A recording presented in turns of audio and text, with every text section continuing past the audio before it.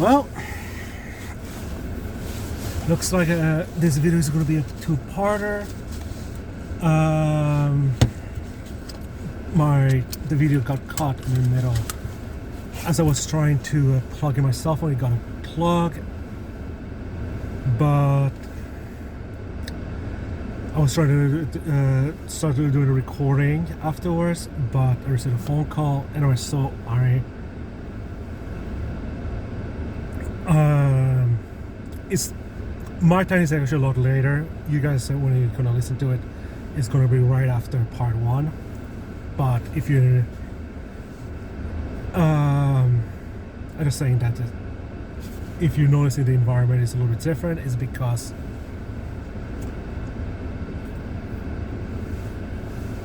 I had some problem. I had problems afterwards. Let's put it that way. So, what it did allow me to do was trying to look up the names of the people I was referring to, the scholars. The podcast that these guys appear on was Robinson Herditz. I know I'm butchering his last name. It's like Herdt. I don't know how to say his last name. However, the two scholars, well, there was three scholars that came on to show. It was it was three different interviews. The first one was Richard Wolff, as I said earlier. The second one was Victor Henson. I'm forgetting his middle name right now, but it's Victor Henson. I want to say Anderson. I might be wrong, but that is the Hoover scholar. And then the last guy, the Israel scholar was Norman Falkenstein. That's the guy I was thinking of.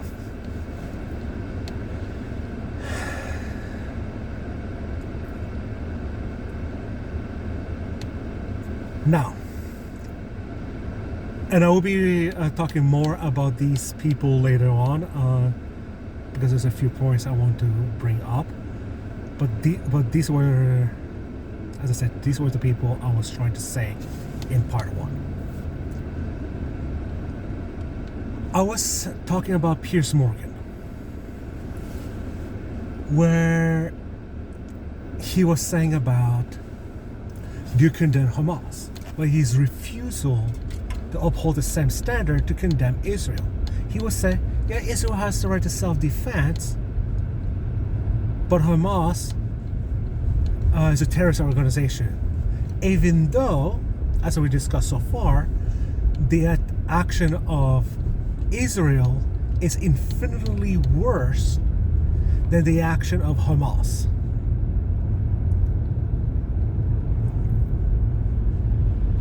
And for the longest time, I remember during the time period that I was watching these interviews, which was fairly early on in the conflict. There were reports of Israel refusing to have ceasefire. Having ceasefire, while the Hamas wanted to have a ceasefire and you release their hostages. They wanted exchange. They wanted and then that's one thing that Norman was saying is like Hamas is willing to stop all aggression and all the things if Israel release the Palestinian hostages, and there are innocent Palestinians are being held captive by Israel. Yet the media says it's only Hamas that's doing those crimes. So this narrative that Hamas is a terrorist organization, while the IDF is not, it has the right to self-defense, you can use the exact same logic that what Hamas was doing was also self-defense.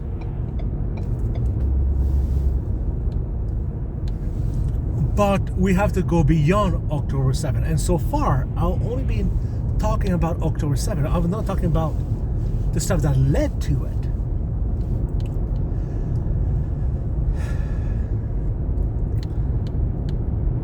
And the Western leaders, all of them, was never condemn Israel. Biden might talk about humanitarian pause. Justin Trudeau will talk about humanitarian pause. No one really actually condemned Israel for their action. They try to use these diplomatic sounding words to not actually to try to differentiate themselves from Hamas, because if you want ceasefire, therefore you are a Hamas supporter.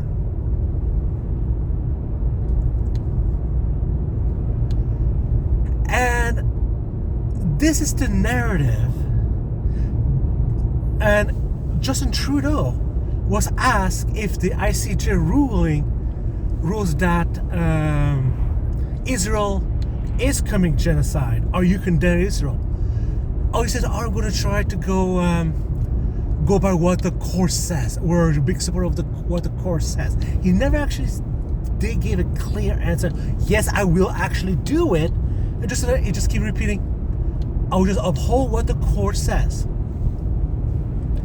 Put a little note on that, because we're going to come back to it later.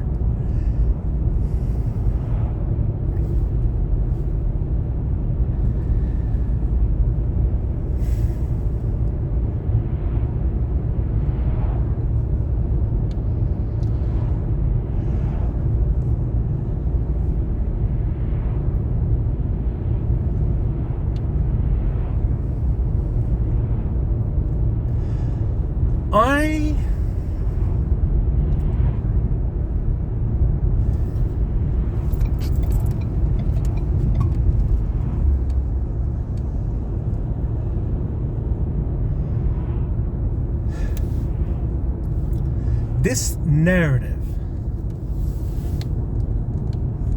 of self-defense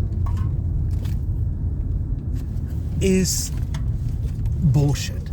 It is a way to justify the genocide that's happening in Gaza.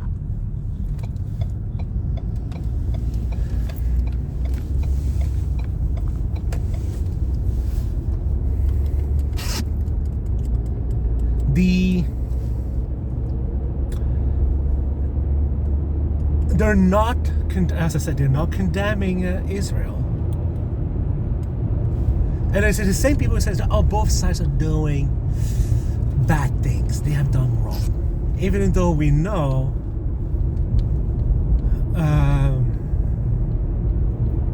Israel has done things that are infinitely worse, proportionally. Norman was talking about how there were more children that died in the last 3 months than all the different world conflict, like all the children that died in different military conflict across the globe in 2020, 2021, 2022, and 2023. All those different conflicts all across the globe, which includes Ukraine, by the way.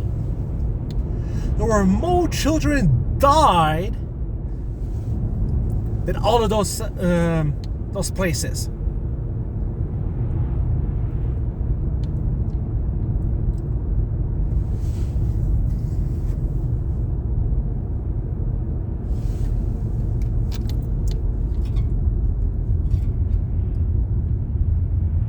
Like this amount and then people like Victor, who is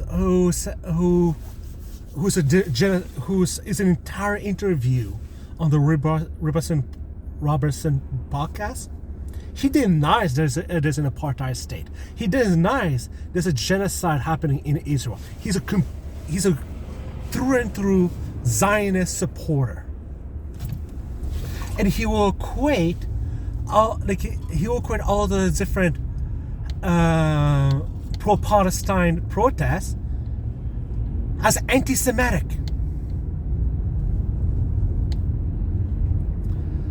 As pro-Hamas supporters. And he says that the hate crimes of Jews has increased since the beginning of the protests. So therefore, the rise of hate crimes towards the Jews has increased. It's all about anti-Semitism. So this idea that if you are pro-Palestine, you are anti-Semitic, and if you're anti-Zionist, you are anti-Semitic. One thing that the people seems to fail to notice, Semitism is not only exclusive to the Jews.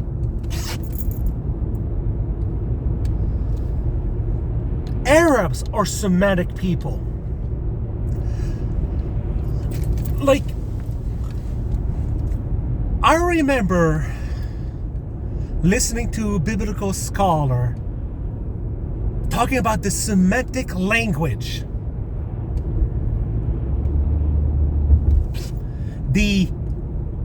How the Quran, the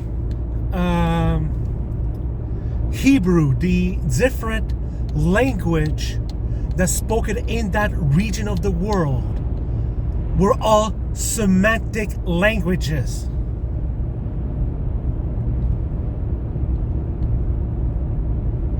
So that would mean, by the way, that Palestinians they're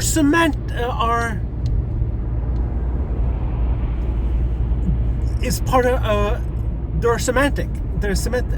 So if you're anti-Palestinian, you are anti-Semitic, using the exact same argument if you are against the Jews, which is nonsense. These are the same people, like Marjorie Taylor Greene,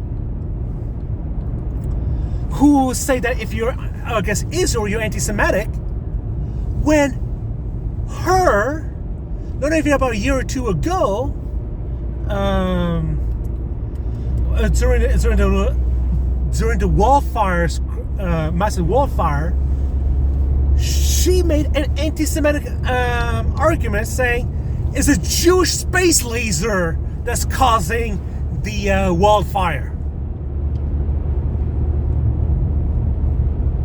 And you wanted me to believe that they actually care for the Jews? Here's a less known fact about Nazis, who we can all agree that the Nazis were anti-Semitic.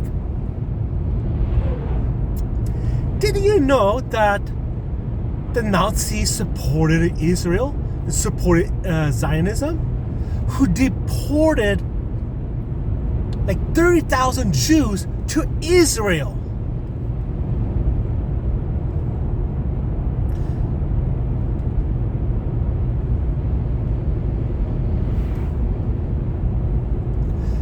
Using that same language, the same logic of if you support Israel or Zionism, you're not anti-Semitic. Okay, the Nazis were not anti-Semitic. Is it the exact same argument? That's just such a nonsensical argument.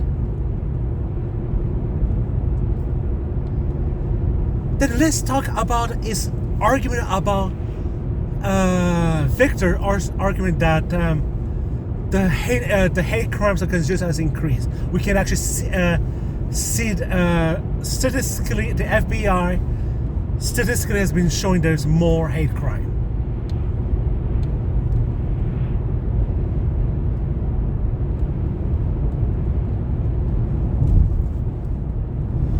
Okay.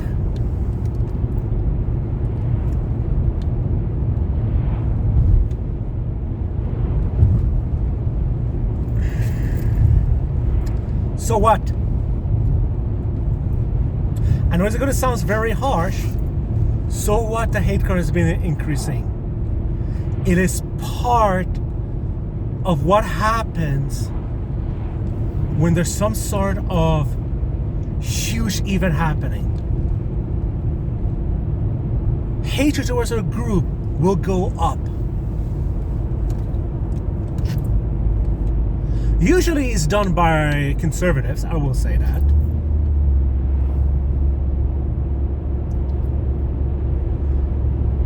By and large. Like during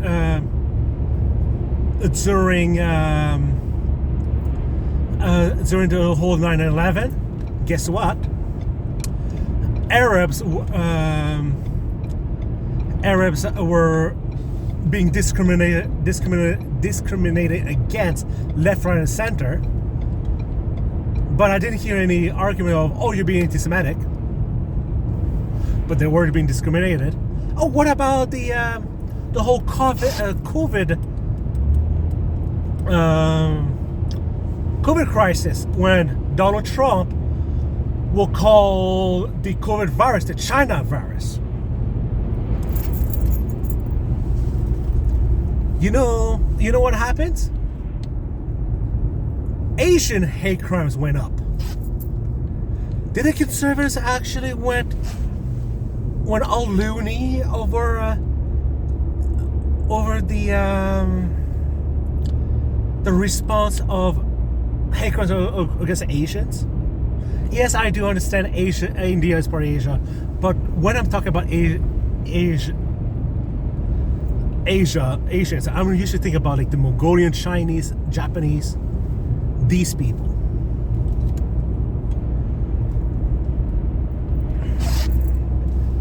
And that group, and they didn't differentiate if this is Japanese descent, it's not Chinese descent, or Mongolian. They didn't differentiate. No, they see that skin color, you've been targeted.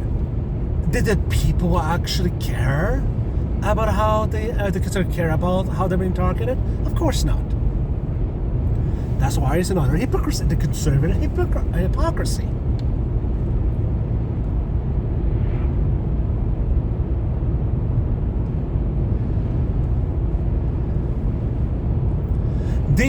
They will try to say,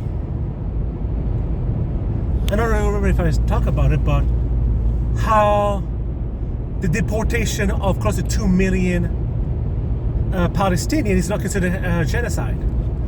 Which, by the way, and they will say, oh, why, if Egypt truly care about Palestinians, why don't Egypt open a border so that refugees can go in their lands? Maybe, and that's one of the things that my aunt said to me before. And I was like, but maybe because there's a long history of Israel taking Palestinian homes, refusing to give them back, just stealing them, killing them, like the Nakba. When it took place is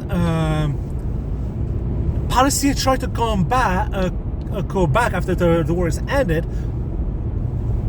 They were not allowed to go back in, and people say, "Oh, the winners goes to spoils." You know, the ICJ did, and that's something I actually find interesting. There were multiple cases that happens. They made rulings that they considered that kind of action to be genocide. Not allowing the people to return to their homes is considered genocide in an international court. So it's not just about killing them. Like, there were cases, that was actually kind of surprised, that even is targeted to military targets can be classified as a genocide. And the ICJ did rule, or the ICC, they will rule those cases to be genocide. So the idea that mass displacement is not a genocide is ludicrous. It is even more ludicrous when we consider if it's a communist country who's doing something like that. Ooh, communist. It's not a Western ally. It's not an enemy of the empire. Wait a second. Oh wait, Stalin deported a whole bunch of people around. That's a genocide, according to them. According to them, I'm not even going to get into the whole the Holodomor or communism killed 100 million people. I'm not going to get into that debate right now. That's a whole different topic. All I'm bringing up is when they try to say that in this specific case that Israel is literally doing the exact same thing that they accused Stalin for doing. In this case, that's fine. That's a double standard. That's the hypocrisy. That's pure hypocrisy. And I'm calling out, I'm really kind of conservative for what they're doing. They're not being consistent with their arguments. If they, of course, they will say, look at the government overreach, the whole trucker convoy. Trudeau is being oppressed because they kicked them out. Is the conservatives losing their mind when the government are kicking out the protesters or trying to stop pro-Palestinian protests? No, they're not.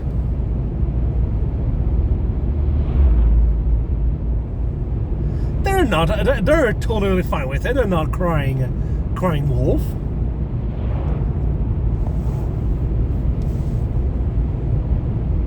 Funny how that works, conservative. That if it fits your goal, then this government will reach. But if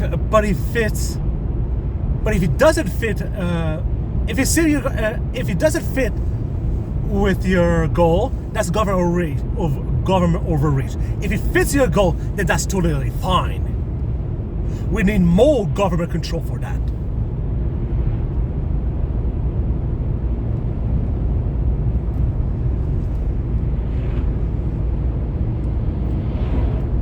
And that's just one thing about Victor was saying. It's like you can keep complaining about how those protests, he thinks they're equating those pro-Palestine protests with they're pro-Hamas. It's always about Hamas.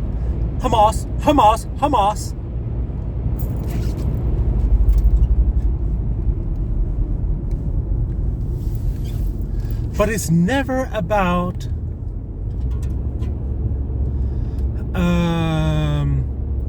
Israel and what they're doing. And you see that this kind of denial happening with the ICJ Israel lawyers.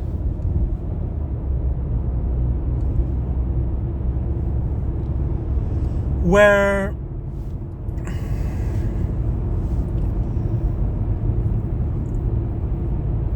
the entire with the entire hearing they were doing, it is always about, look at Hamas. Look how terrible with Hamas. Hamas, did you see what Hamas is doing? Hamas, did you know that those 40 people killed, beheaded by Hamas? Look how terrible Hamas is. We have this right of self-defense.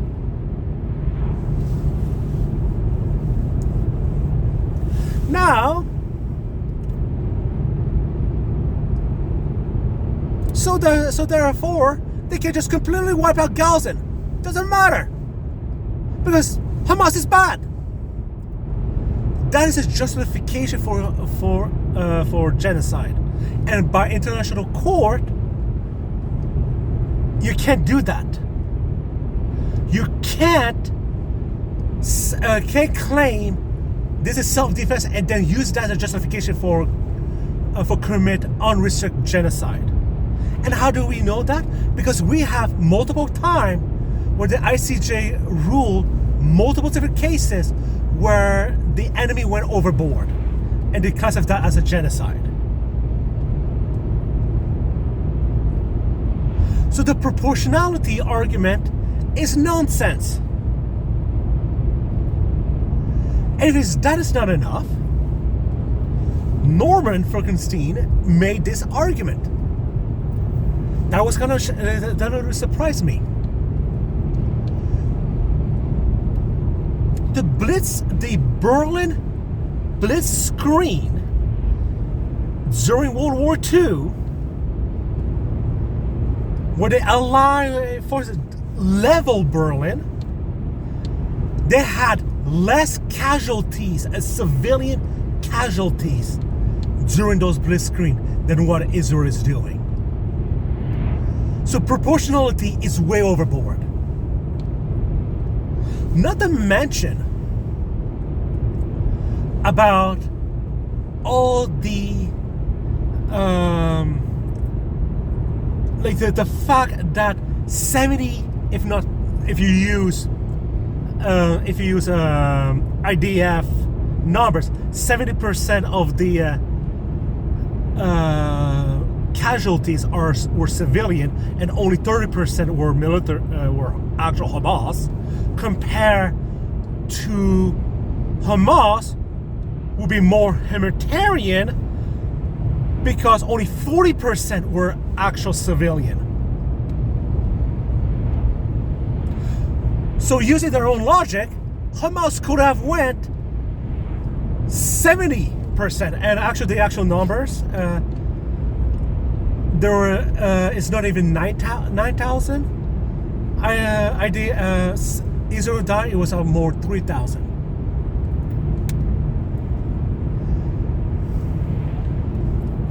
And on top of that, those are the devices we even were able to count. There are people buried in rumbles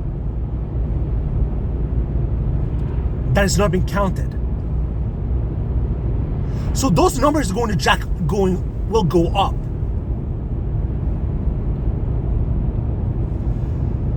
And they are, and it is multiple. I've seen people making this argument of 30,000. That's nothing. It's like it's you can't really call it a genocide with only 30,000 body count. Just look, there is a country. There was like 600, 700,000 people died. So you can't call this thing as genocide. If you want to classify this as genocide, you should classify this as a genocide. But nobody wants to talk about it.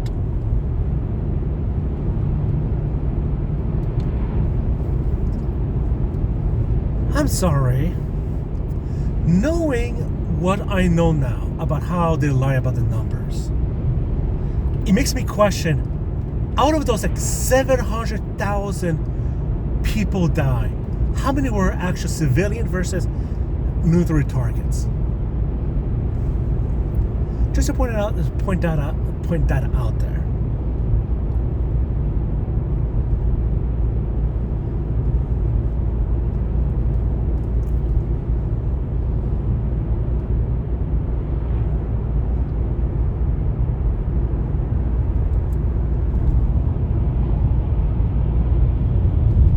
it's just such a ludicrous argument.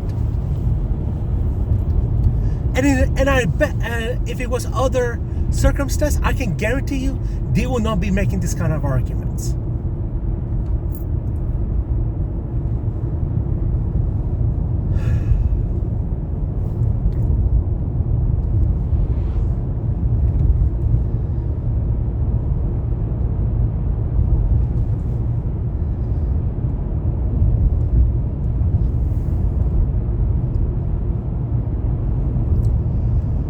Now I'm a shift.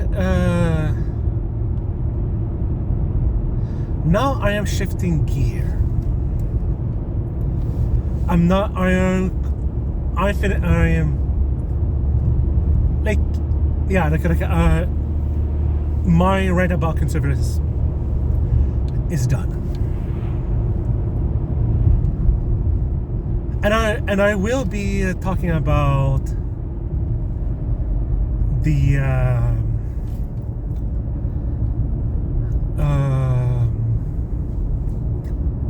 what happened before October 7th, because it's still important. But now I'm going to talk about liberals. Now there's a range of liberals, those who are actually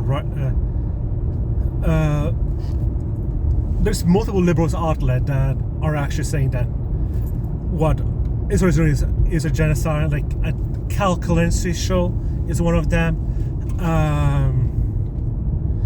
Majority Report is another one of them. But the liberals I'm talking about are liberals like Destiny.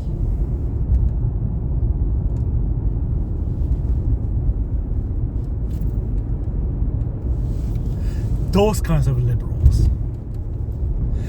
And I'm talking about liberals like my aunt, where she watches a show called The View. It is a bourgeois feminist show where you have a whole bunch of different women coming in, discuss different topics. There was a couple of times Hillary Clinton coming in on the show saying that, oh, both sides have done equally done. So I'm like, like after talking about this entire thing of the proportionality, the past hour and a half of how bad Israel is doing compared to the IDF, is lunacy.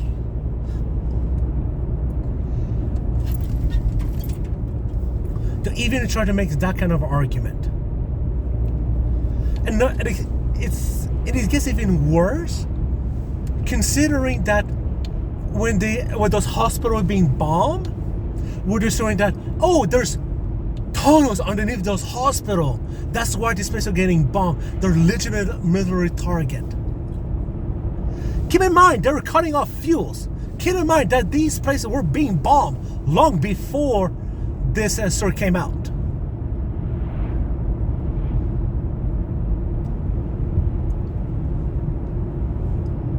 Mind you that there's no actual evidence that it was a misfire. You know what they found when they actually did get inside the hospital? Nothing.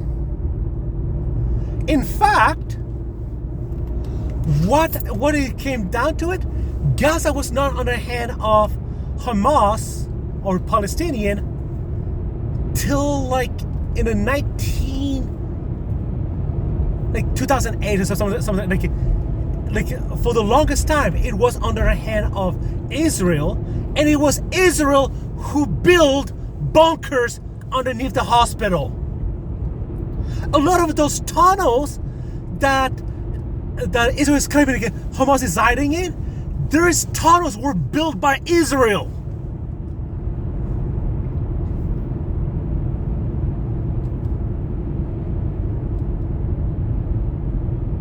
Funny how that piece of conversation was never mentioned. The mainstream media, there was a report, research that was done about the mainstream media, when it is specifically talking about the difference between the language between Hamas and Israel. When it comes to Hamas killing Israel, the language was kind of like, Hamas has killed this many Israel. Hamas terrorists is doing such and such. Very condemning language. But when it comes to Israel targeting Palestinian, destroying civilian infrastructure, all that, the language was neutral. There was trying to say the civilian accidental casualties. It's like it's a byproduct. It's not Israel is actually doing this and making this harsh language that is very much is Israel is in the wrong. No. They don't use that kind of language. It's very really forgiving language. And that was across the media, mainstream media outlet. Both conservatives, liberal, others, they were like that. So when you say that both sides has done horribly wrong. Oh, I'm also talking about liberals like Destiny, who's like resolutely was having a debate with Ben Shapiro, who was basically basically become best pal. But when Destiny goes after the left, who is very harsh on the left. He's really attacking. He was like trying to deconstruct their arguments. No, he didn't do that at all with Ben Shapiro. He was like he actually had an agreement with the way that Israel is doing with the Palestinian. He thinks that the whole genocide, that's nonsense. Funny how that work. How liberals like him always falter to the conservative side.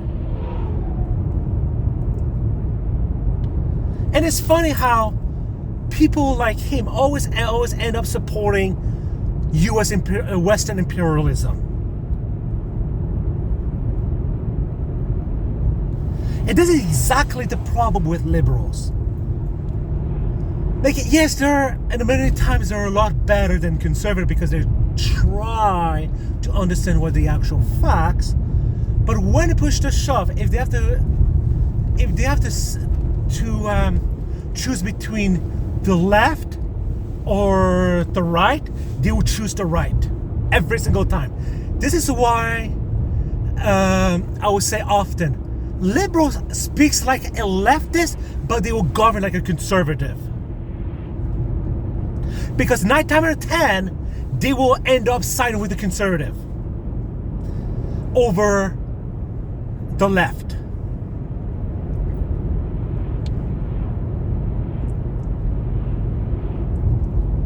And that's the part I find it the most disgusting about liberals. They don't have guts. They don't understand how the West is the number one enemy to world peace. Which comes back to what I was saying. What South Africa did is a major pushback against the Western hegemony. They're literally fighting. They're taking a stand, and we're not letting the West doing whatever they want. Because the entire times that they were saying, "Oh, there should be a humanitarian pause. Oh, Israel should bomb humanly. They should not. They should be careful. They keep supplying weapons to Israel. That never stopped. They continue to supply weapons without any stop. And guess what they're going to do? They going to keep bombing Gaza. And you know what the other thing? The one other thing that's been happening. You know where Hamas is now located? In the West Bank. Did the attack on West Bank stop by Israel? Of course not. In fact, it's been increased in the West Bank. Like, there was like something like 300 people died in the West Bank in November. The last time I hear any numbers. October, November, December, sorry. I keep saying it was 3 months. It's actually 4 months. In the last 4 months of the conflict.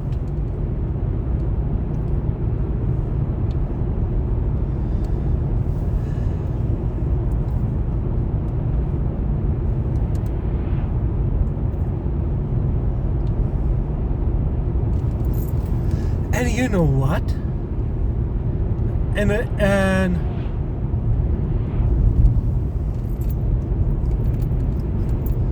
And you know what is so they keep supplying it. So they're all there. This is why this is perfect example of how they speak like the left. They would say, yeah, there should be a humanitarian pause, aka ceasefire.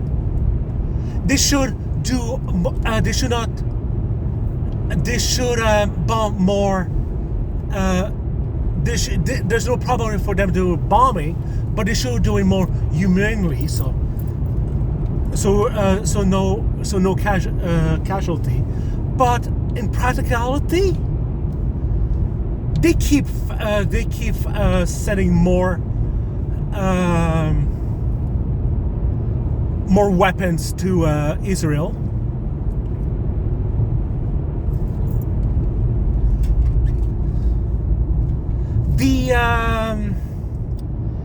The Republic, like there was a vote. There was like a study,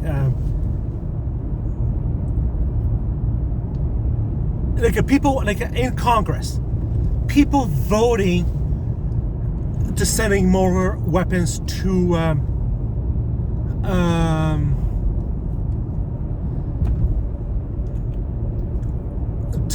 Israel. I think it was something like maybe like 10 people who said we should not, we vote we should not send more weapon. 10 people. And not only those 10 people, they were Democrats. So literally 0 Republican. And you know what? People like Rand Paul, who's been advocating that the US should stop funding foreign wars, which is one of the biggest speeches that he did during the whole Ukraine conflict, he did vote to stop sending weapons to Israel.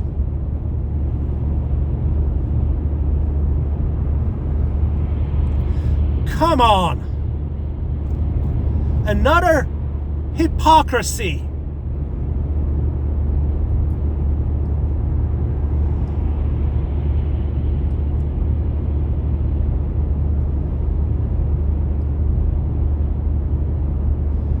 And the hypocrisy just continues to piles on. Anyways, going back to the liberal hypocrisy. So the entire time they were saying that Israel should bomb more humanly. They should do it again. What's their reaction about the Houthis. There's a new thing that's starting to happen right now. Yemen, the Houthis, the people who live there, who decided to do something to try to protest against Israel. Where they're located geopolitically, they are in the Suez Canal. If you don't know, the Suez Canal is a place that has huge strategic importance. It is the only spot in the world where shipment can go across, can cut across. It can globally, like the Western and Eastern hemisphere is literally allows you to cross the Western and Eastern hemisphere without going around Africa, which the journey is like an extra 6 to 8 month journey. So the Suez Canal is such a strategic importance. So what the Houthis started to do, while the whole case with South Africa taking Israel to international court, they started to attack Israel ships that were being moved, trade ship that is going to Israel, supplying Israel for their goods. So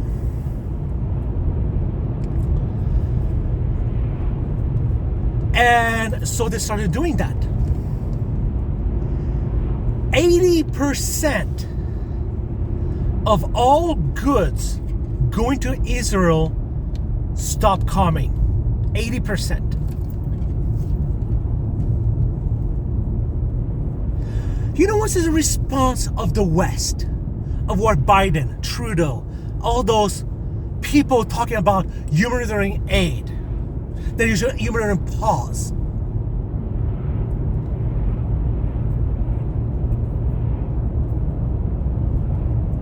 You know what it is they decide to do?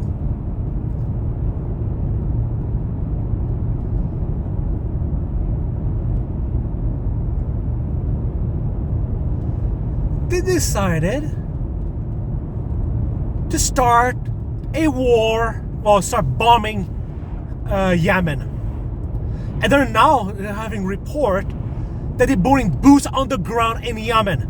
And they didn't even declare war against Yemen. All because Yemen is trying to stop a genocide in Gaza. They're trying to use the umbrella of they are being protecting shipments. But those shipments that the Houthis are specifically targeting are those that are going to Israel. So in other words, what they're doing is trying to do a boycott of Israel. Sanctioning Israel, in essentially. But yet, Biden and Trudeau's response is, nah.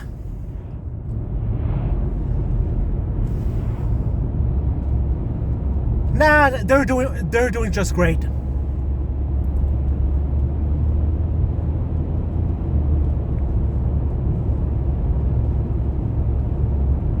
They did just great.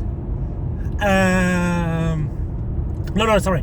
No, Israel is doing just great. So we're going to start a war with Yemen. That's essentially what they're doing. Am I seeing the conservative barking, saying Biden should not do this? Of course not. So if not a war that the US is getting engaged in, that's no problem.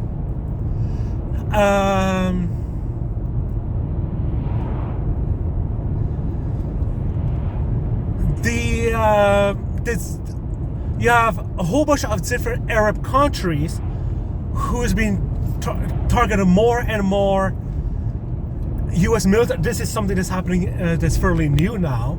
There's more and more U.S. soldiers in the U.S. military base being targeted as a response. The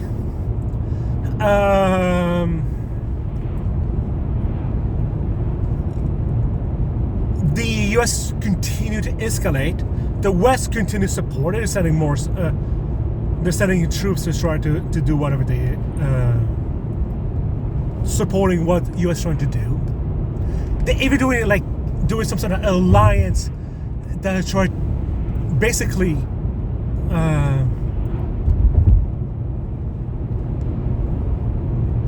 basically supporting Israel. That's what it's doing. They're literally, its action is supporting Israel. Did this condemn Biden for doing it? Absolutely not.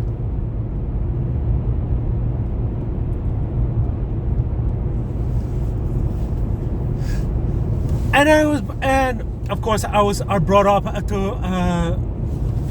of course ICJ ruled in favor of the seperate. So and because of the order being corrupt, and I brought this up to my aunt, and she's like, "Oh yeah, who cares about the what the ICJ ruling did? I'm more concerned what is happening locally."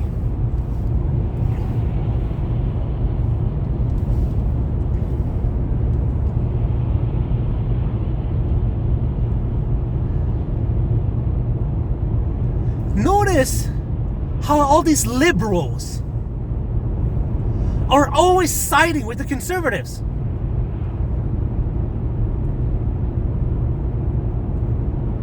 They're maintaining Western hegemony.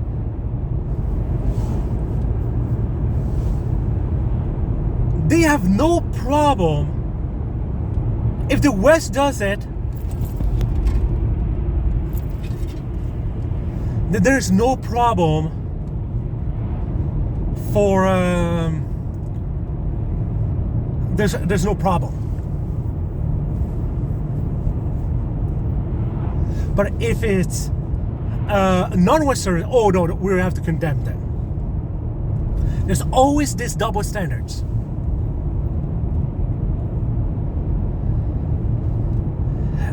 And then, if that is not enough about liberal hypocrisy, because of course liberals are not, the proportionality is completely insane. One of the arguments, there is both sides is wrong, are doing wrong. I'm like, but proportionality is what Hamas is doing is nothing compare what Israel is doing. And I got into an argument with my aunt on that very subject of proportionality. And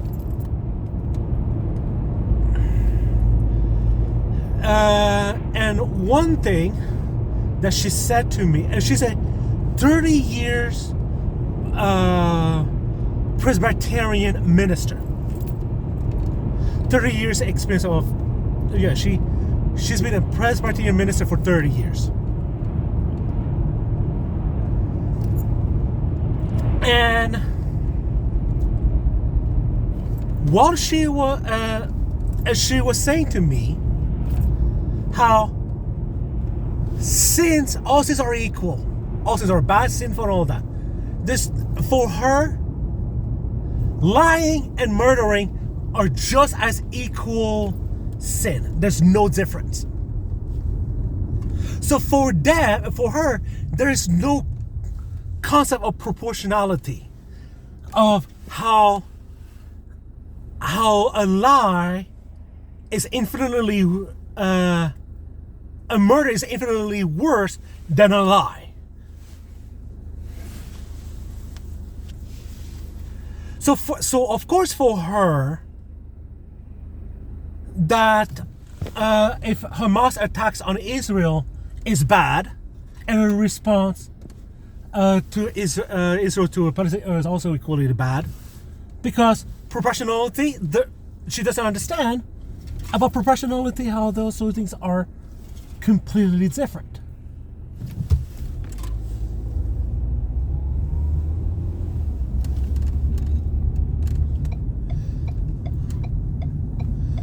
And the question of proportionality, it is something I'm starting to really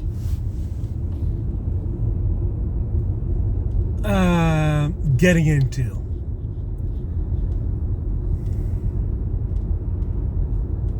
It's like this black and white worldview. Now, I am not going to get, and I can get started another rant about proportionality and all of that. Is something I've been noticing, but I am not going to get into it. But all I'm saying is, those who say that both sides has done equally wrong, it's like they're ignoring the proportionality of those of those sides. And by doing this, they're essentially justifying the genocide of Palestinians. Oh, I actually forgot one of the biggest argument that Victor was making, the Hoover scholar. He was saying that, oh, but I don't understand how queers are supporting Hamas. I don't understand all those people supporting Hamas, because in their charter they want to commit genocide towards Israel.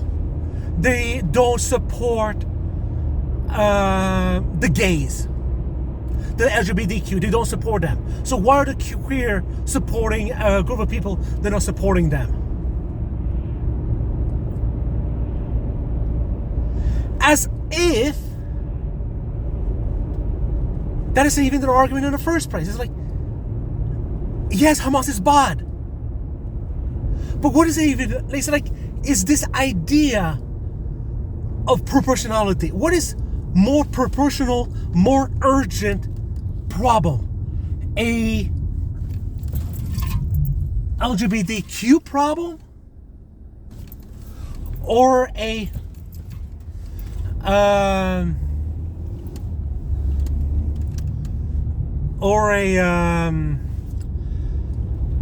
thousands, if not millions of people dying or being left? Or another thing I also forgot to mention, they will be saying like, oh, if you go to these areas, Israel would say to the Palestinians, if you go to these safe zone, you don't be bombed. Guess what? They're still being bombed.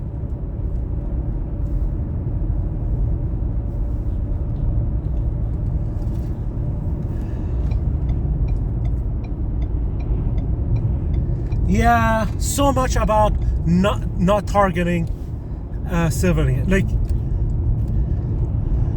Like recently, the IDF started to bomb these like UN UN facilities, like neutral facility where people are trying to provide like humanitarian aid, that kind of thing.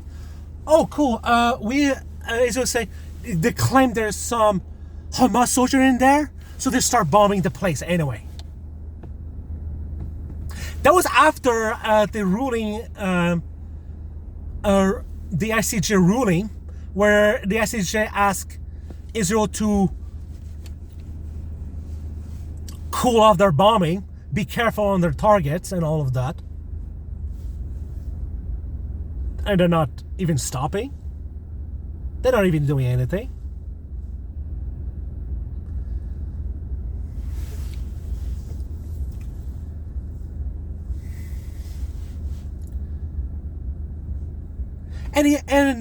And 2 days later, and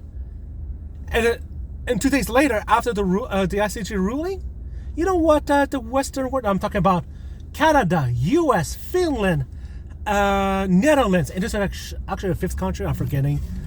What's the fifth one? They are withholding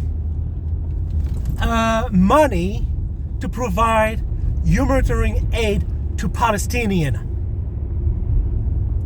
So not only that they are attacking the Yemens, the Houthis,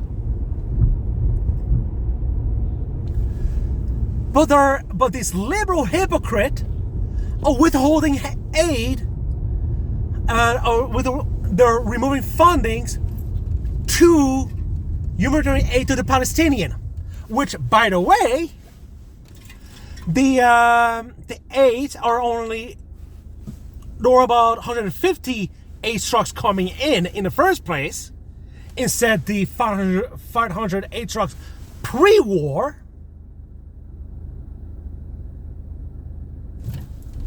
So now they decided to withhold aids. It's something I learned last night.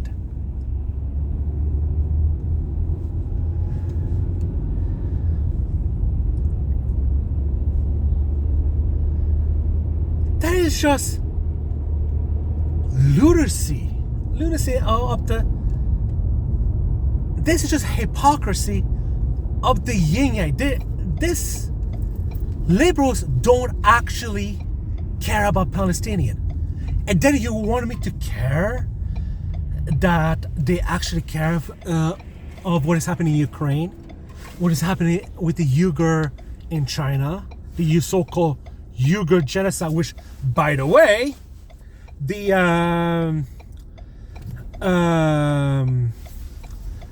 Victor brought up. He's like, oh, no one is batting an eye about the Uyghur genocide in China, which that in itself is a Western talking point, because there's no genocide happening, and yet, and I can't get into the whole Uyghur situation, all that, but I am not going to is going to be on a tangent. That's not the point. The point I'm making, the West has done, is a talking point that the Western government has made. No fact checking, nothing like that.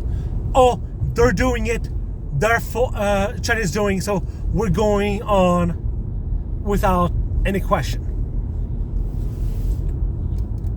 But we see an actual genocide with our own eyes. Nah, there's no genocide happening. And you want me to believe that they actually care for human rights, both conservative and liberals, when you can't even say there's actual genocide happening right now? And by the way,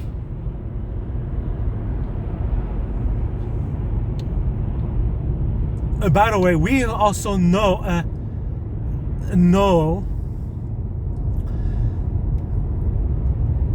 of course they will say, oh, look at the charter, they're like the Hamas charter, they want to kill all the Jews, so will you support Hamas? Meanwhile, we have multiple leaders in Israel who wants to commit genocide. They're just blatantly ignoring these comments. Of course, the liberals are completely ignoring those things as well. Oh, of course, the Western media did not broadcast the South Africa case against Israel. They did not broadcast it, did not put the hearing on it. They didn't do it. But they did do it with Israel. I wonder why that is.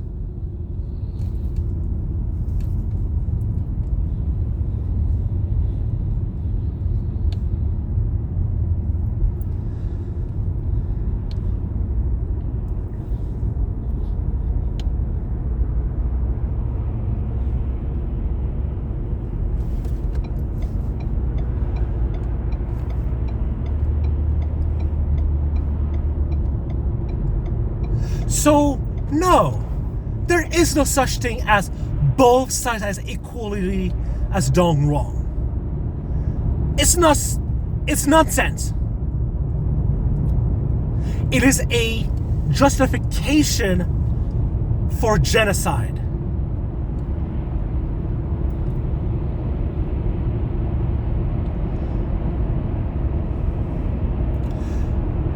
And people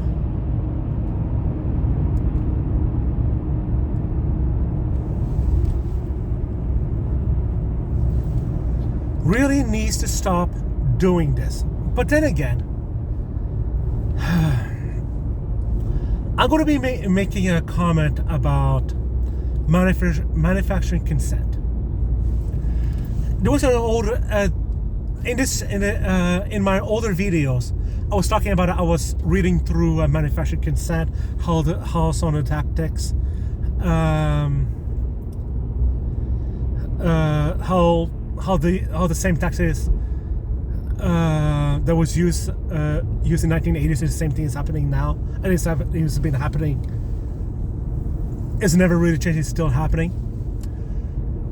I finished reading through the whole book, and I am going to make an analysis on that subject very soon. It might not be tonight, depending how much time is left, because I'm recording making this video until I reach home.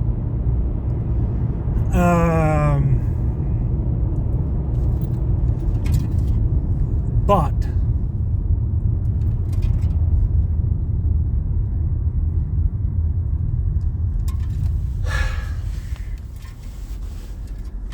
the idea that there's no manufacturing consent happening in the West is lunacy, because we can see like all the language, all those things happening, like the double standards, the hypocrisy, and that's all for justification for Western imperialism. If the West does something, or its ally does something, they're always in the good side. They're always doing good. But if the enemy of the West, they're always going to condemn it. They're always going to find stuff to do so. And these liberals who keeps talking about human rights, they don't do anything to stop this kind of actions. Another thing that I love, that I like, and this is actually really true. This is something true here in Canada, where there was something called a residential school, where the indigenous population were sent there to try to civilize them. The actual official policy was to kill the Indian. So you had generation after generation after generation of people be sent in those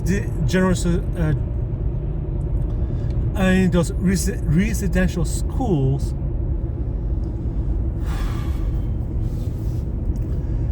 and say,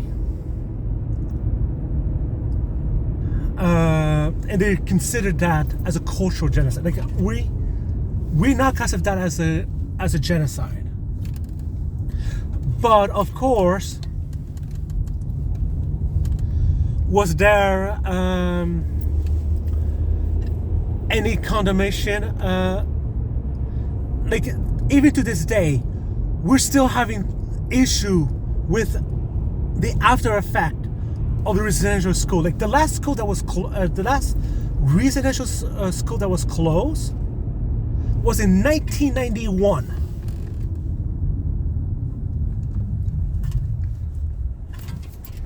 That's actually 1 year after my birth. That is in my lifetime. Now, of course, I don't have memory of that happening because I was a child, but it still happened in my lifetime. And that is considered a cultural genocide. There were some people that died. There was bodies that were buried. The children was bodies buried. And by the way, to conservatives like Lauren,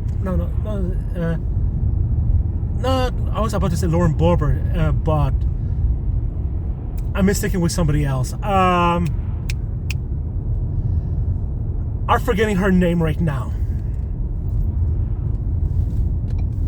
But she's a big conservative talking head.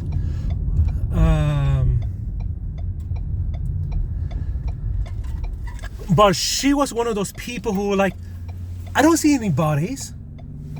Oh, there's these imagery. Yeah, I know. This could be fake. There's no body. And even after there was unburied, all kinds of excuses. They would try to deny that such a thing has even happened. They even try to deny there was genocide that occurred. So the idea that a genocide is only if you can find a body that's not how genocide works. Genocide, the definition is if you target a person for their culture, ethnicity, for whatever, and they cause some harm, physical and even mental, is something that is a specific target to that group. So if you displace people, that will classify as a genocide.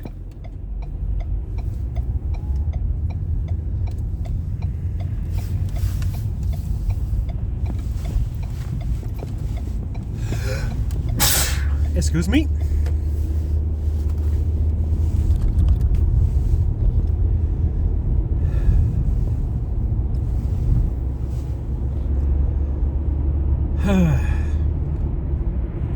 So all of these people who talks about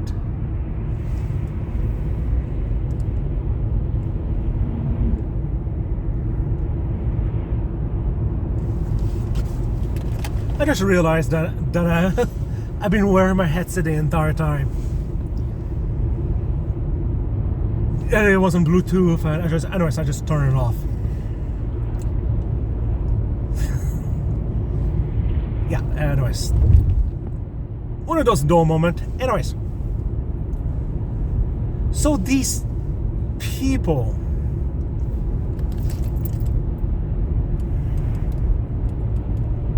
who thinks that genocide is just about is not even accurate in the first place. That's not even what the ICJ, as I was talking before, that's not how ICJ even views genocide. How they rule on all that. Even if you try to go with their actual definition of genocide, guess what? The actual definition that they wrote after the Geneva Convention? Yeah, okay. Does that mean that they didn't refine the definition over time? Of course not. Because that is how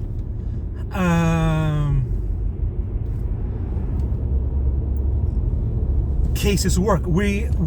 That's how common law works. You start with some sort of basis, but you build your case upon previous cases, how different rulings was ruled, and then you build your new case upon that ruling.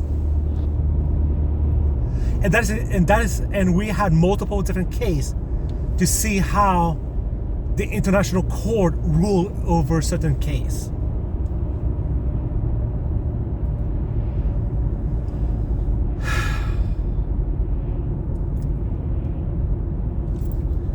So yes,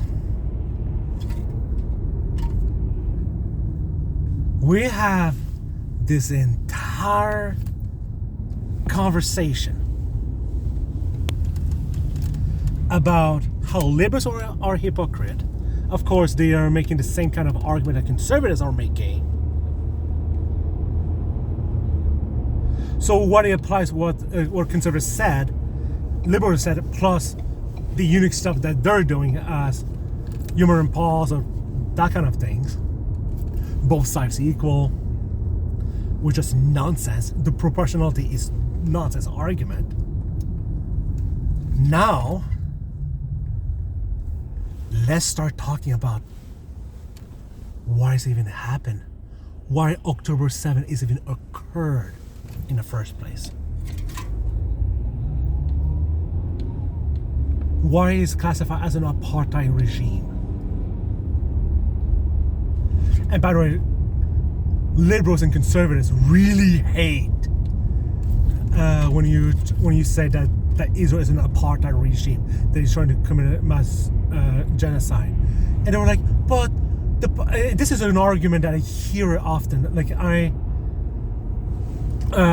my aunt friend who's another pastor, where she asked me, will you listen to hear his different perspective? Will you see what he has? Yeah, okay.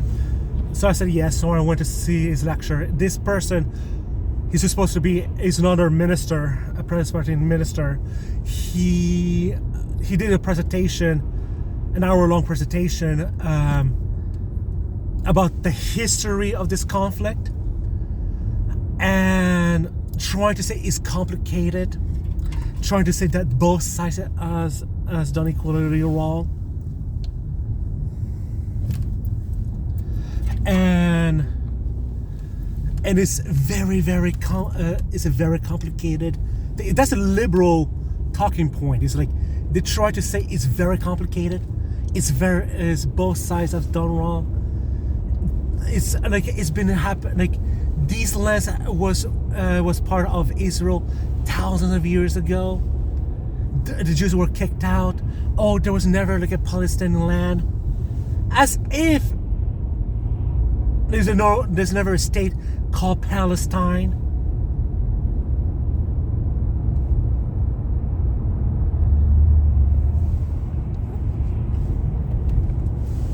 I'm like, even if, and I know that kind of history is very complicated.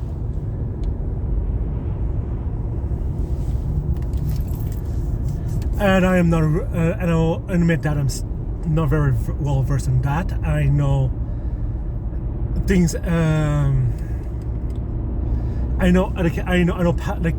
know you can find Palestine in the Bible. I know like Palestine and Jews were part of that land for a very long time. So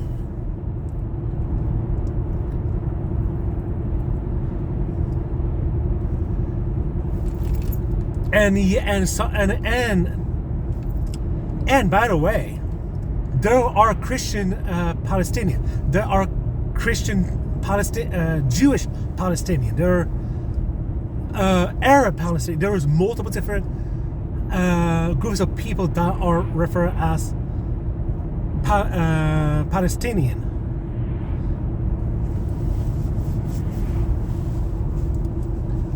But the point is, we know, and Norman Frankenstein was talking about how when the state of Israel Zionism started to happen, and he doesn't like calling Zionists, I understand his argument, but anyways, I'm not going to get into that topic right now, but I'm just going to say Zionist is a person who wants to maintain the state of Israel. That's my definition of a Zionist. And Norman was saying how Israel knew, the Zionists knew, that they needed Western power to back them up right from the beginning. That's why they went to the British after the US and to support them the colonization of Israel. And they were starting to kick people out. The Nakba was a policy for kicking Palestinians out of their land and to install Jewish settlements. And officially in 1967,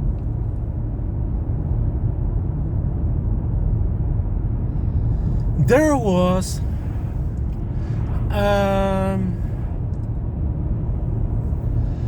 that is when Israel started to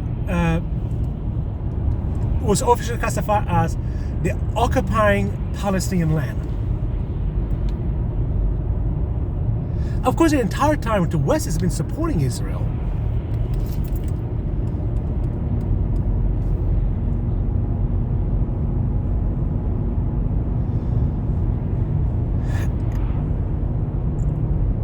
And the one that was always surprised was learning that in 1948, so during Stalin era, actually supported Israel, the Zionist state. So basically what has happened is Israel won. It was a big war that happened. And it was saying that all the different Muslim countries after 1947 declared war on Israel, and Israel won. 1v5, something like that. And I'm like, how is it even possible? So I have not looked into detail as to explain how is it even possible that by themselves winning against 5 different countries. That seems a little bit odd to me. In any case,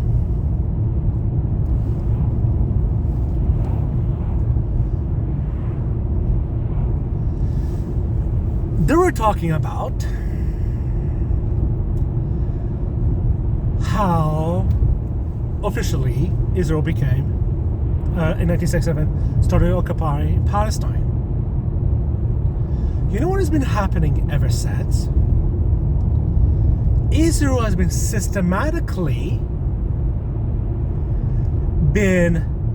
destroying Palestinian lands.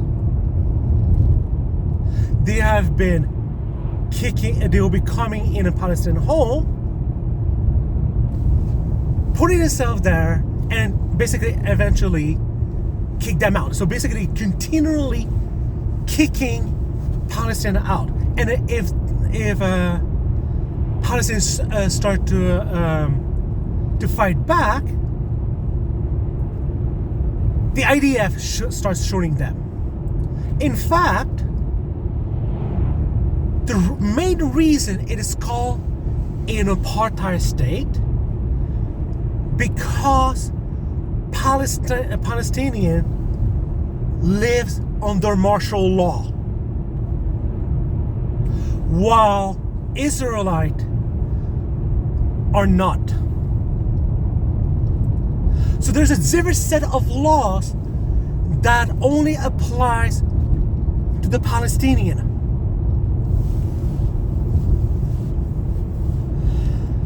And I was listening to this ex-Zionist of his experience of what is like what Israeli government like. He thought that he was a pro-Zionist. He thought he didn't think the whole Palestinian cause was worth it or anything like that. He thought it was nonsense. What woke him up was one day he was receiving lectures by a Palestinian scholar who was working at that time, and this Palestinian said, "Come with me to my place." And this place is not even in the West Bank or Gaza. It's somewhere completely different. I'm forgetting what's the name of that community. And he said, "Sure, fine." He said, "I actually have to go. I have to I have to go back to my territory by noon. I can't even work in the afternoon. I have to leave by noon. Why? Because I have to go through so many different checkpoints. It would take him 4 hours to go through all of those checkpoints. And he also says that I actually have to get up. Not only I have to do it by noon, so we go through all the checkpoint. I have to get up by 2 o'clock in the morning and goes through all those checkpoints again. And this Zionist was saying that he couldn't believe what he was seeing in his eye. And when even we got into the Palestinian bus, he felt he's been targeted. He felt that he's no longer safe. So, and this is a remark that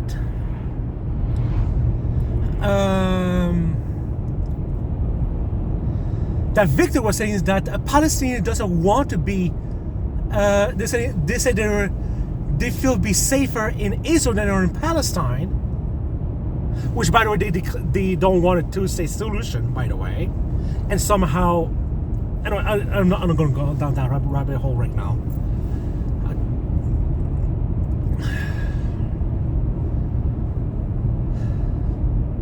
He was saying that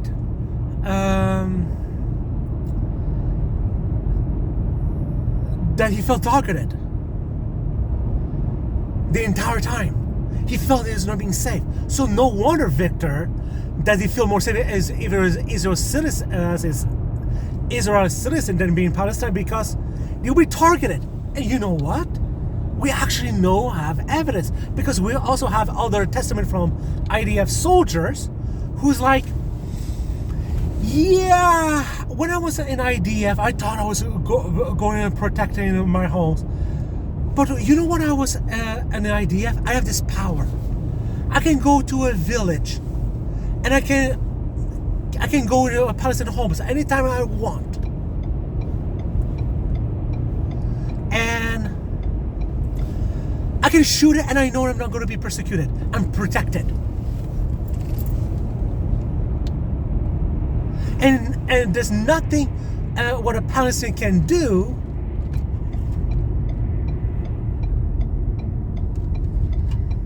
will change that fact, because I am literally in control. And a lot of times people like, you see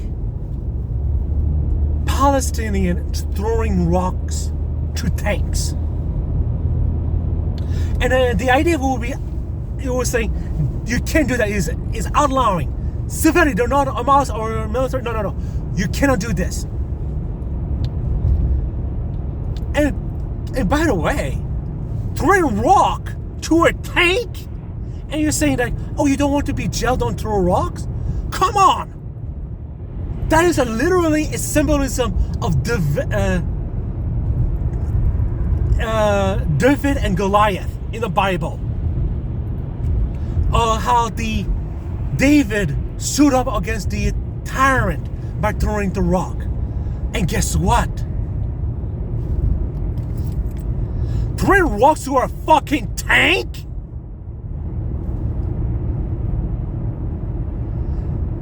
Proportionality, people. Do you seriously think a rock can destroy a tank?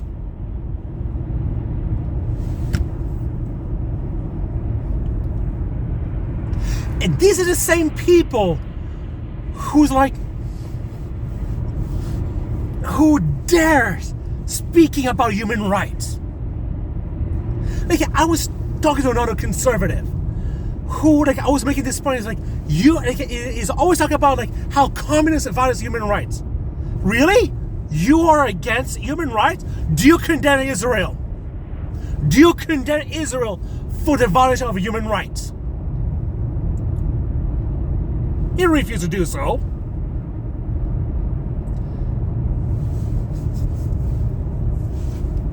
Of course, they try to claim that anti-Semitic.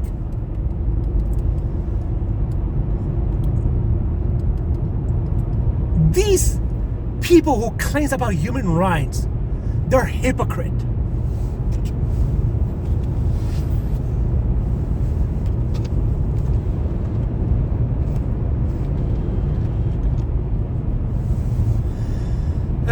Since it's getting dark, I probably should turn on the light.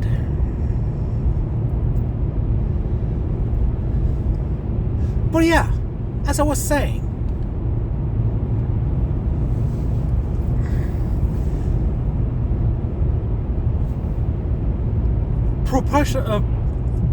proportional is something that they don't understand. It's like this black and white worldview.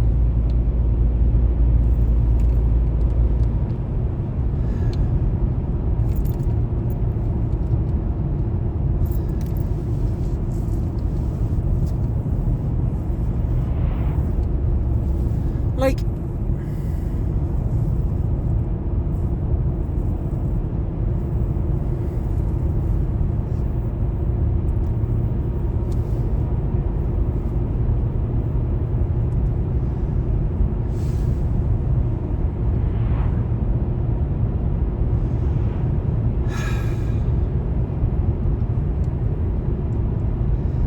it's such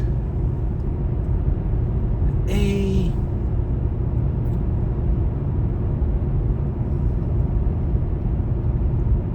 ludicrous arguments.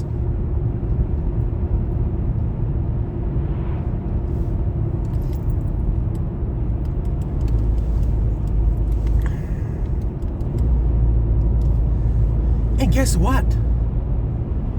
There's a whole bunch of peaceful protests that the Palestinians tried to do over and over again and again and again. And the Israelites were literally bombing and shooting them and all of those things. And I'm talking about the last decade. Like in Gaza, there was like the Long March, where there was a whole bunch of people, completely civilian, walking up to the border, and the idea was sniping them. There were medics and people who were clearly labeled as press getting shot at.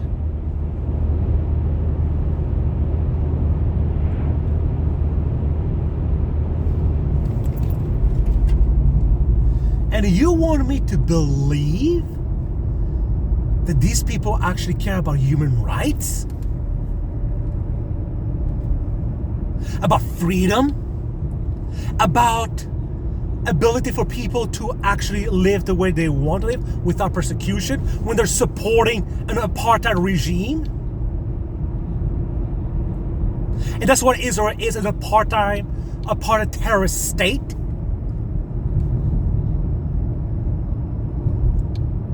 And by the way, I have asked this question to multiple different conservatives of, do you condemn Israel to be a terrorist state? You want to see me condemn Hamas to be a terrorist organization? Okay. You're the same standard. Do you condemn Israel? Do you condemn Israel to be a terrorist state? Not one of them is willing to do this. Not one.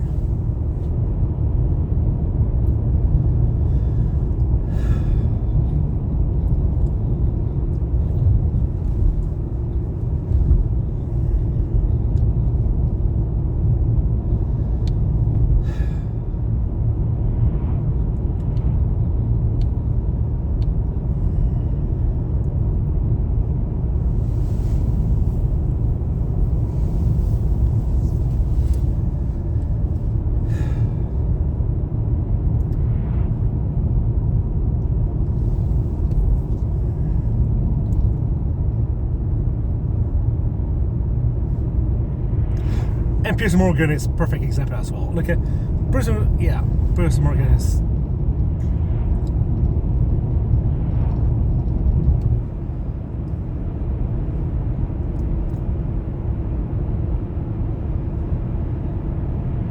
So their argument, and yes, their argument of not being an apartheid regime is ludicrous when all the evidence demonstrates that it is. Like Gaza, Israel controls the borders of Gaza. They're not allowing Palestine to go fish as the controls when if Palestine can go out, when it can leave, all that. They literally controls every aspect. And the goods that comes in Gaza, completely under control of Israel. 97% of water in Gaza is contaminated or is poisonous. 97%. And they're not allowing concrete to come in Gaza so that Palestine can build reservoirs.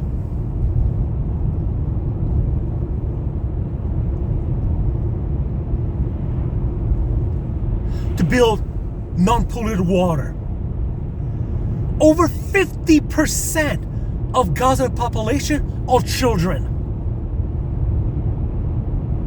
Over 50%. And a population of 2.2 million. Now, it is the size of Gaza is about the same size of PEI. The smallest province in Canada. Gaza is about the same length. There's only about 150,000 people on PEI, and we still feel somewhat crowded in PEI. Like a lot of people are like, oh, there's a lot of people here. And yet, Gaza is 2.2 million.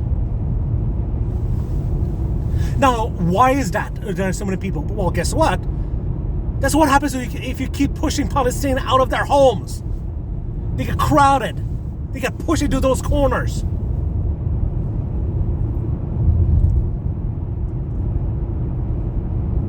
Sure, you can say that the population rises to 10 million. Does not mean there's no genocide occurring. Displacement is a form of genocide, and I will repeat that over and over again.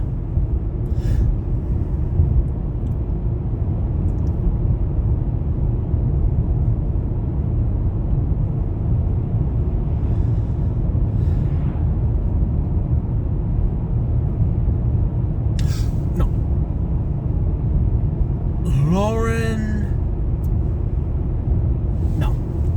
I want to say Lauren Boebert, but it's not. Anyways, I will see her name. I'm like, yeah, that's it. But it will be after this recording. Whatever. Doesn't matter.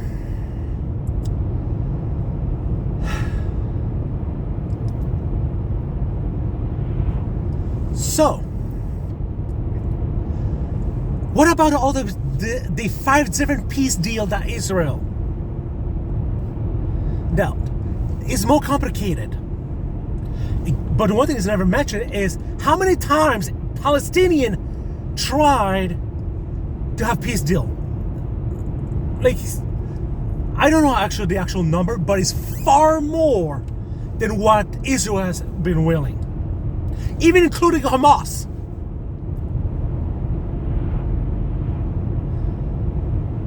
And by the way, one of the things that allows commerce for Palestinians is fig trees for olive and that kind of things. You know what the Palestinians has been doing? They've been destroying olive trees that specifically the Palestinians were using. Oh, don't even get me started about how the not even Jews are not spared, because black Jews and Ethiopian Jews are also being discriminated against. There were reports of Ethiopian Jews being castrated because they didn't want Ethiopian Jews to procreate, and Israel were forcing Palestinian Ethiopian Jews to take drugs that will make them infertile in order for them to receive services. Of course, there is also the black Jews that came from Africa. They're also being discriminated against. So there has to be this white Jew. And notice all the Jews that are on TV, they're always, those are pro-Zionist, they're always white.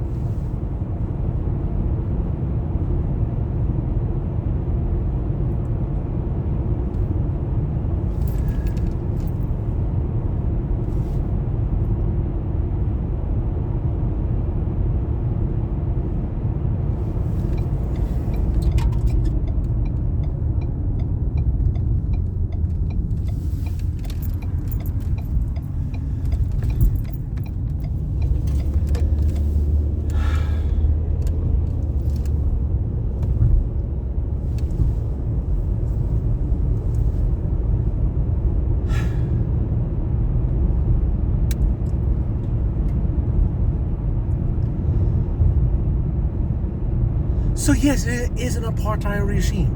There is systemic discrimination. It's not even a question. Like, I remember,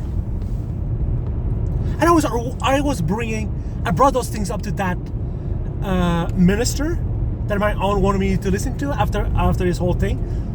He was like, "Oh no, there's no proof of that." I also brought up how there's literally documents that were the CIA, CIA documents where they work with Israel to kick Jews out of separate Arab countries, which by the way is a big talk about how the Arabs kicked the Jews out of the countries. Yeah, we have CIA documents because the documents are saying, yeah, we're the one who investigated those things. We're the one who pushed the Jews out of those countries going to Israel.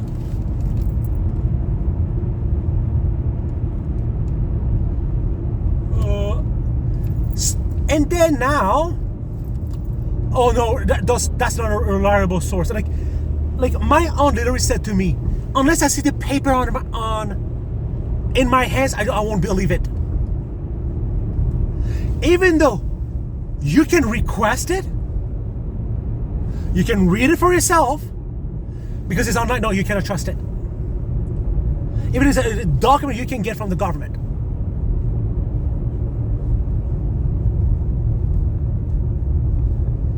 And then the same people will complain about the deep state. The deep state is trying to corrupt you, but you didn't ignore what the CIA is doing. Like, I had liberal telling me, who cares what the CIA does? Who cares? Really? I just point you in evidence of what the CIA does. It is not. We know multiple times how CIA will literally coup government to install a Western regime. And you want to deny the involvement of the CIA? You want to deny those things? And you want to champion for human freedom and democracy and all of those things? And what are you denying what these agencies are doing? Come on! I know, of course, conservatives, because it only talks about the CIA when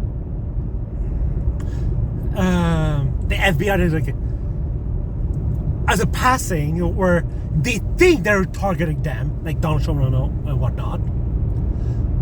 But we actually have cases where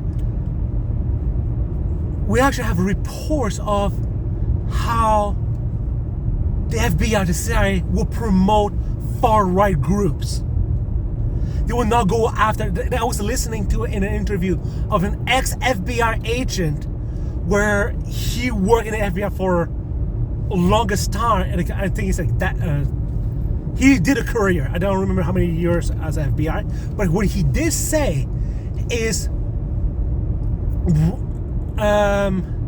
if it's a left-wing group, the FBI will fast-track to crush this movement. But when it comes to right-wing, far-right extremist group, there's always all kinds of roadblock for him to do his work.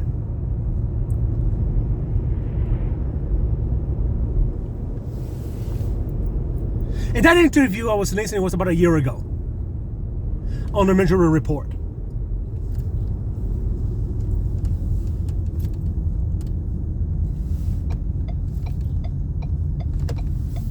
And you want me to believe that conservative liberal are actually care about what the deep state is actually talking about. And for me, the deep state, the globalists or whatever you want to call them, they're all capitalists. That's what the capitalist system is doing.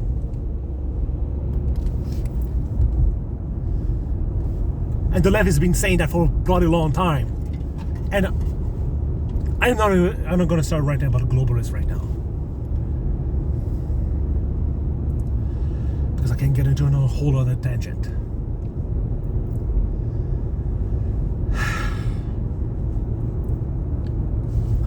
So, they'll deny it. So, in other words, these people will deny black and white evidence how Israel will commit war crime after war crime after war crime after war crime. How they're literally committed genocide. They will deny it of the yin yang.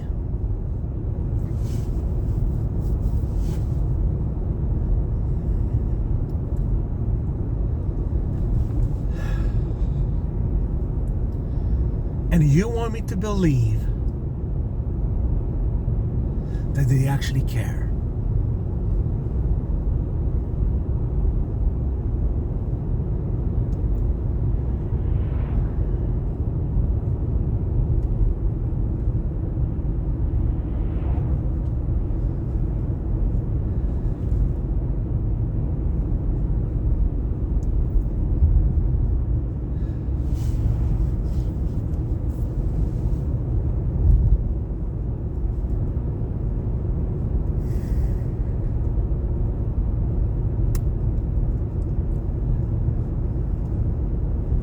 Come on.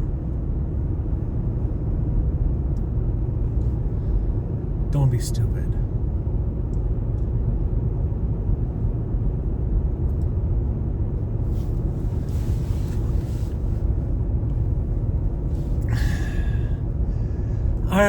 I'm not going to talk about manufacturing consent in this video. I am about to reach home.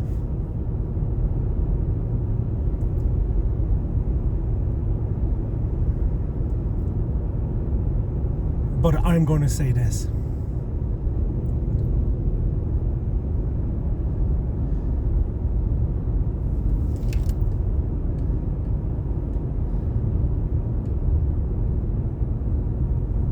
Actually, I'm going to make one last point.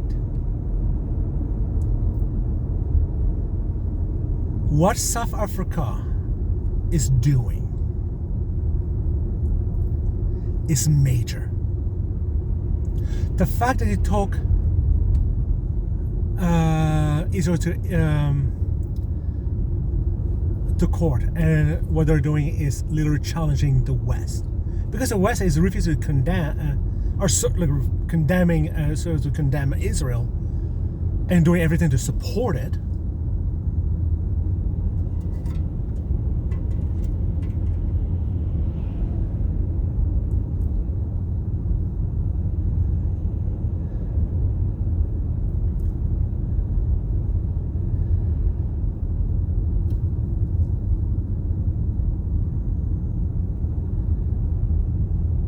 That is a major major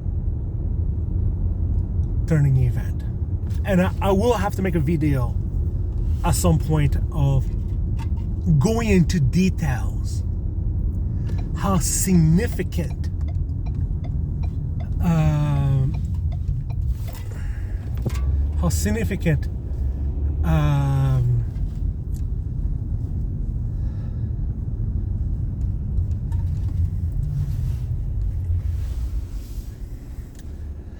South Africa challenge is. But what I will say at this time, as I said I was going into detail more later, is it is the first time you have a developing country who's directly opposing the West. That's a power dynamic that is changing. The fact that the Houthis are able to challenge the U.S. and stopping trade to going into Israel is major. And I have to make a video specifically talking about that.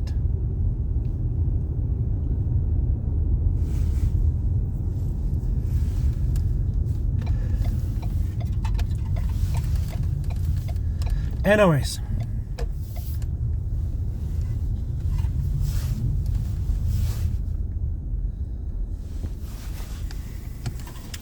I'm ending this video here. I want to say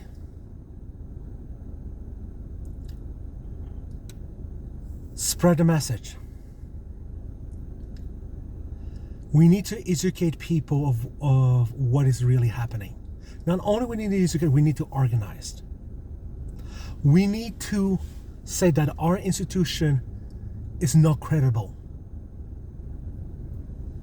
Now the question is, how do we organize is a big question. That is something I've been wrestling with for quite some time. But what we do know is this.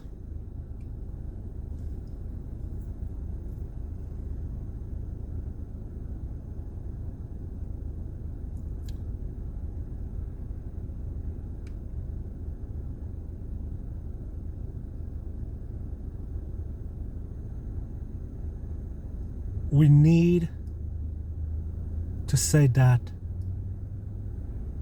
capitalism is the enemy, and I have not talk is the whole Palestine conflict in a Marxist term. I would just like how capitalism allows this kind of conflict to enable. That's another topic that is really important to discuss, which I think I'm going to need another video specifically talking about that.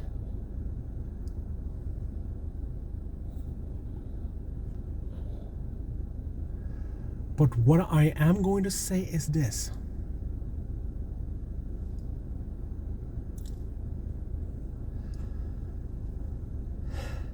Israel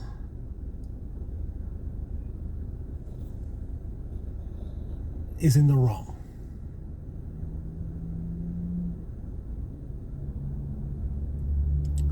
And I agree with what South Africa said in the ICC is you're on ICJ, you are on trial.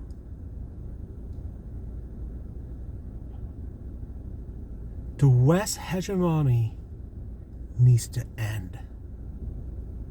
And all these liberals and conservatives who preach about human rights, when you are supporting a black and white genocide, that is beyond shadow of doubt that this is indeed a genocide.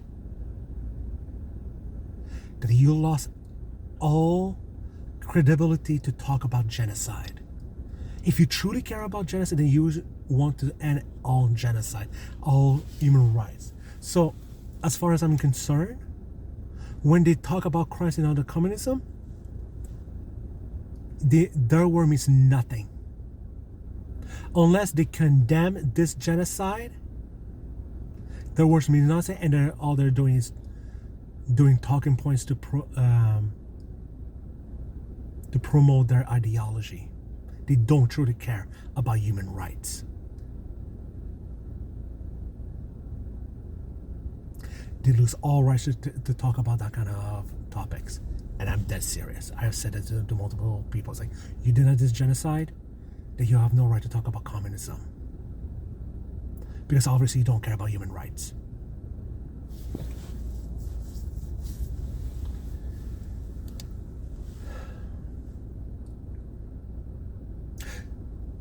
Now, of course, some person can say, but what about you? Aren't you being a hypocrite? Show me my hypocrisy. Show me how I am wrong. Show me the evidence that I am wrong. And this is a challenge that I put anyone out there. If anything that I say is wrong, if my logic is flawed, then show me where I am wrong. Because I can back up any claim that I make with sources. Sources after sources after sources after sources after sources. I can back up my claims.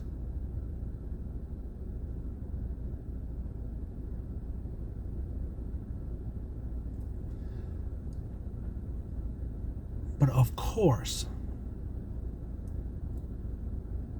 those who says otherwise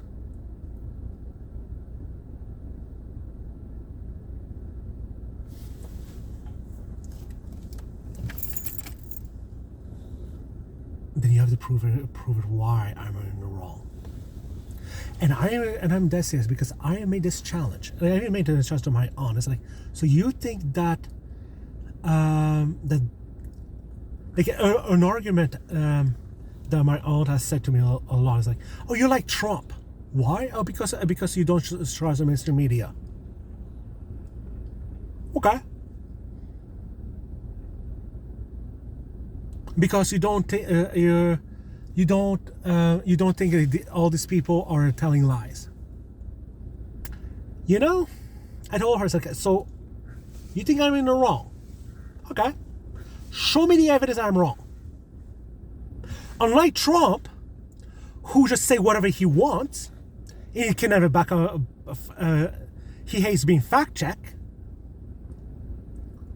Who has no evidence to back up any of his claims. I say, yeah, okay. I can back up any of my claims that I make. I can show you the source to back up my claim.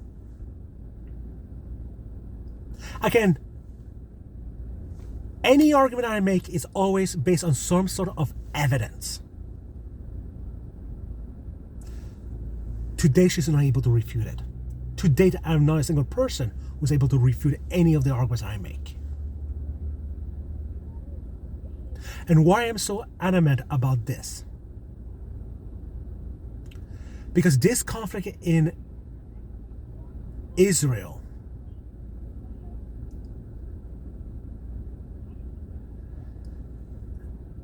demonstrates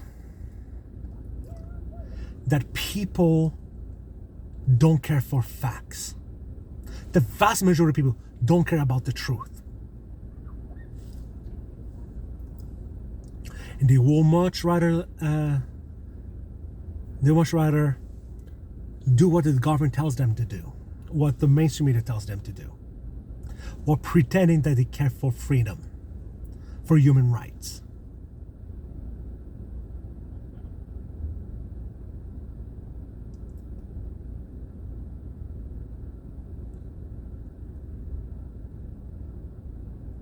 And I'm basically saying, if you truly want us to take your word seriously, repent.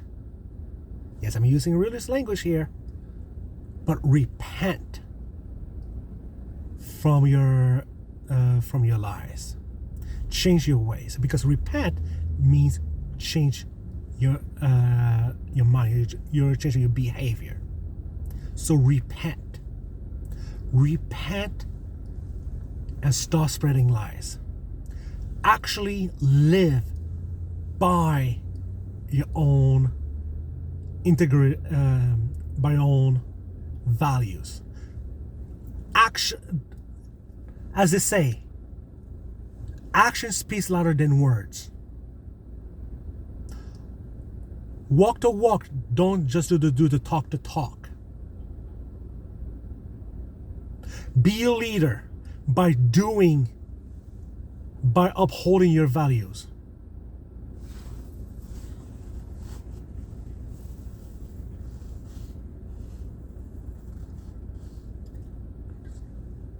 So I'm gonna leave it at that.